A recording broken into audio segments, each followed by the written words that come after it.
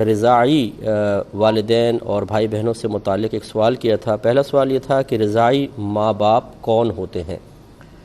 دیکھیں، رضاعی رضاعت سے نکلا ہے۔ رضاعت کا مطلب ہوتا ہے دودھ پلانا۔ تو دودھ پلانے کی وجہ سے جو رشتے قائم ہوتے ہیں ان کو رضاعی رشتے کہتے ہیں۔ اگر ماں ہے تو رضاعی ماں، باپ ہے تو رضاعی باپ، رضاعی بہن، رضاعی بھائی۔ ہوتا یہ ہے کہ اگر عورت 2.5 سال کی مدت کے اندر کسی بچے کو دودھ پلا دے، 2.5 سال، ویسے ماؤں کے لیے حکم یہ ہے کہ وہ اپنے بچوں کو 2 سال کی مدت تک دودھ پلا سکتی ہیں۔ اس کے بعد اگر ایک دن بھی زیادہ پلائیں گی تو یہ حرام ہے، گناہ ہے، قرآن کے حکم کے خلاف ہے۔ لیکن رضاعت جو ہے وہ 2.5 سال کی مدت کے اندر ثابت ہوتی ہے، لہٰذا جیسے بعض اوقات خالائیں ہیں، پھوپھیاں ہیں، ممانیاں ہیں، چچیاں ہیں، یہ بچوں کو شادی بیاہ کے گھر میں خاص طور پہ ایک بچہ رو رہا ہے جی چلو اس کو دودھ پلا دیا، تو جیسے ہی اس ماں کا دودھ اس بچے کے پیٹ میں پہنچے گا، یعنی حلق سے نیچے اترے گا، چاہے ایک قطرہ ہی کیوں نہ ہو، یاد رکھیں کہ رشتہ رضاعت قائم ہو جائے گا، یعنی یہ عورت اس کی رضاعی ماں بن جائے گی اور اس عورت کے جتنے بچے ہیں وہ اس کے رضاعی بھائی بہن ہو جائیں گے، اور اسی طرح اس کا شوہر جو ہے وہ اس کا بچے کا یا بچی کا رضاعی باپ یا رضاعی باپ بن جائے گا۔ اب یہ اچھی طریقے سے یاد رکھیں کہ جب رضاعی رشتہ قائم ہو جاتا ہے تو اس کا وہی حکم ہوتا ہے جو نسب والے رشتے کا ہوتا ہے۔ جیسے سگے باپ سے بچی کا نکاح نہیں ہو سکتا، سگی ماں سے بیٹے کا نکاح نہیں ہو سکتا، ایسے ہی ان بچوں کے لیے ان کے رضاعی ماں باپ ہوتے ہیں، اور جس طرح اپنے سگے بھائی بہنوں سے ہمارا رشتہ نہیں ہو سکتا، اسی طریقے سے رضاعی بھائی بہن کے ساتھ نکاح نہیں ہو سکے گا۔ لیکن اتنا ضرور فرق ہے کہ اگر ایک شخص ہے، مثلا بچہ ہے، اس نے ایک عورت کا دودھ پی لیا، مثلا اپنی چچی کا دودھ پیا، اور اس چچی کے اپنے کچھ بچے ہیں جن کو اس نے دودھ پلایا ہے، تو یہ آپس میں تو ہو گئے رضاعی بھائی بہن۔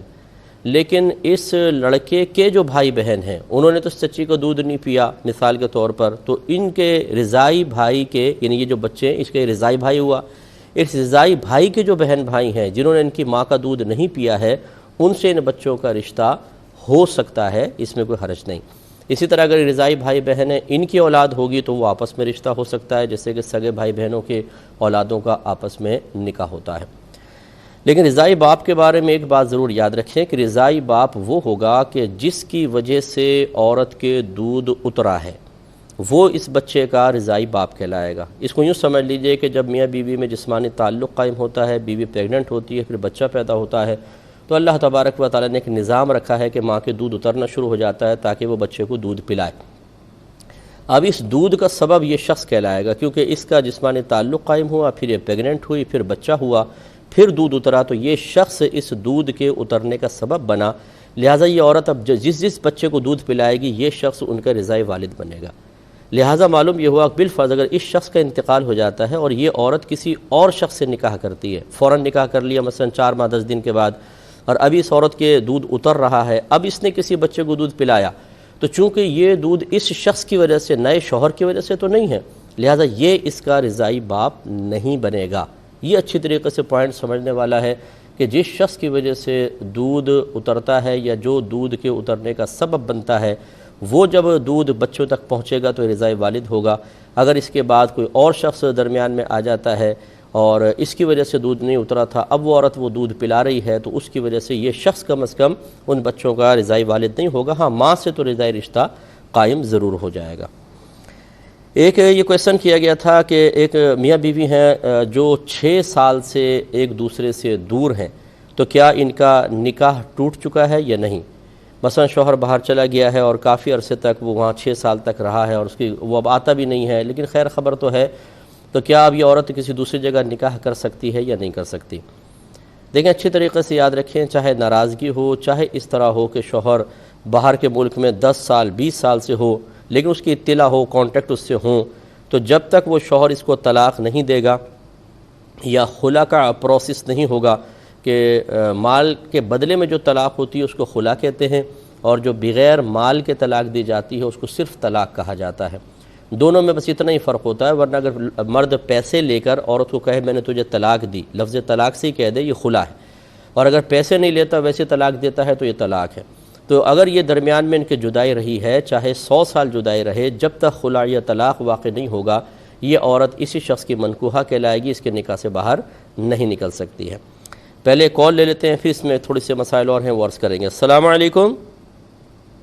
السلام جی مفتی فرمائیں. صاحب، میں فیصل آباد سے بات کر رہی ہوں. میں نے آپ سے کہنا تھا کہ میرے سسر نے ایک دن مجھے ڈانٹا، جی ٹھیک ہے، اور میرے شوہر نے بھی، حالانکہ اس میں طلاق کا کوئی ذکر نہیں تھا. میں نے ایک کتاب میں ایسے ہی پڑھ لیا کہ ان ساری چیزوں سے طلاق ہو جاتی ہے، تو میرے منہ سے نا پتہ نہیں کیسے اپنے شوہر سے یہی پوچھ لیا. وہ حالانکہ اتنے خوش موڈ میں تھے، بچوں سے کھیل رہے تھے، کہ کیا ان باتوں سے ہو تو نہیں گئی. تو میرے شوہر کا ارادہ نہیں تھا نہ، وہ کہتے میں نے دماغ میں سوچا، میرے منہ سے ہو گئی، نکل گیا، ٹھیک ہے. تو انہوں نے 2-3 علماء سے بھی پوچھا ہے، لیکن وہ کہتے کہ جب نیت نہیں تھی. پھر شام کو میں نے رو کے پوچھا، میں نے کہا آپ نے ہو گئی کیوں کہا؟ تو کہتے ہو گئی نہیں ہوگی، ہو گئی نہیں ہوگی، سارا دن تم یہی تو کرتی رہتی ہو، کیا ان باتوں سے طلاق ہو تو نہیں جاتی؟ اور دوسرا سوال یہ ہے کہ رات کے وقت نا ایک دن میرے شوہر ساری رات ڈیوٹی کر کے آئے اور صبح سحری کر کے سوئے ہی تھے کہ میرے سسر نے ان کو بلایا. وہ کافی غصے والے، انہوں نے کہا کہ تمہاری بیوی گیٹ کے باہر کھڑی تھی. اب ان کی نیند کافی پکی ہے، وہ سو کے ابھی اٹھے اور صرف اتنی بات سنی اور آ کے مجھے کہتے کہ میں جاؤ، میں نے تمہیں طلاق دی. باقی سارے جو لوگ تھے انہوں نے سنا، وہ کہتے کہ دی، لیکن انہوں نے قرآن پہ ہاتھ رکھ کے حلف دیا کہ میں نے یہ کہا تھا کہ جاؤ، میں نے دے دینی ہے. اور اب وہ ان ساری باتوں سے وہ اتنے اچھے، انہوں نے کبھی میرے ساتھ کوئی زیادتی نہیں کی اور نہ ان کا کوئی ارادہ تھا. ٹھیک ہے، میں سمجھ گیا. اور بتائیے، کوئی اور کویشچن ہے؟ نہیں، اور کوئی نہیں. بس ٹھیک ہے، اتنے بیان آپ کا کافی ہے، اس پہ مسئلے کا حل نکل آئے گا. ایک اور کالر ہیں. السلام علیکم. وعلیکم السلام. جی میں یہ پوچھنا تھا کہ اگر بائی کے ملک میں ہوتا ہے تو اس کا جنرل اسٹور ہے اور پھر وہاں پہ وائن بکتی ہو، تو پھر اس کی کمائی حرام میں ہوگی، اور اگر وہ اسی کمائی سے تحائف وغیرہ دیتے ہوں تو پھر اس تحائف کے بارے میں کیا حکم ہے؟ یعنی ان کا جنرل اسٹور ہے جس پہ وائن بھی بکتی ہے؟ ہاں جی. اچھا، تو ان کا تحفہ لینا جائز ہے کہ نہیں؟ یوں ٹھیک ہے. اور یہ پوچھنا تھا کہ اگر نانی کی زندگی میں ان کی بیٹی کی وفات ہو جائے اور پھر اس کے بعد ان کی نانی کی جائیداد میں سے پھر نواسوں کا کتنا حصہ ہوگا؟ ٹھیک ہے. اور یہ پوچھنا تھا کہ اگر بہنیں اپنی مرضی سے یا کسی مجبوری کے تحت یا اپنی خوشی سے بھائی کو جائیداد دے دے تو پھر وہ جائیداد میں مطلب کہ بھائی اگر اپنے پاس رکھتا ہے تو پھر اس کا کوئی گناہ تو نہیں ہوگا؟ مطلب یہ بہن نے تقسیم سے قبل بھائی کو کہا کہ آپ رکھ لیں، یوں؟ ہاں جی. ٹھیک ہے. اور پھر یہ میں نے پوچھا تھا کہ لڑکیاں اگر پردے میں ہی ہوں اور پھر ہوٹل وغیرہ یا آؤٹنگ کے لیے باہر جانا چاہیں تو پھر اس کے بارے میں کیا حکم ہے؟ ہوٹل وغیرہ جانا چاہیں تو ٹھیک ہے. اور بولیں. اور یہ پوچھنا تھا کہ اگر وہ بس یہی پوچھنا تھا، اور کوئی بات نہیں. چلیں میں انشاءاللہ عرض کرتا ہوں. تو آپ کی خدمت میں گزارش کر رہے تھے کہ رضائی ماں باپ کا مسئلہ میں ذکر کر رہا تھا. اس میں ایک بات مزید یہ یاد رکھیے گا کہ جب عورت 2.5 سال کی، جیسے آپ کو بتایا 2.5 سال کی مدت میں اگر دودھ پلائے گی تو وہ اس کی ماں بن جائے گی. اب اگر یہ دودھ جس شخص کی وجہ سے اترا تھا وہ اس کا رضائی والد بنے گا، ورنہ اگر جس شخص کی وجہ سے دودھ اترا، مثلا شوہر، اور پھر اس کا انتقال ہو گیا، وہ عورت کسی اور سے نکاح کر لیتی ہے اور بچے کو دودھ پلاتی ہے، تو چونکہ یہ شخص اس دودھ کے اترنے کا سبب نہیں بنا ہے، لہٰذا یہ ان کا رضائی والد نہیں ہوگا.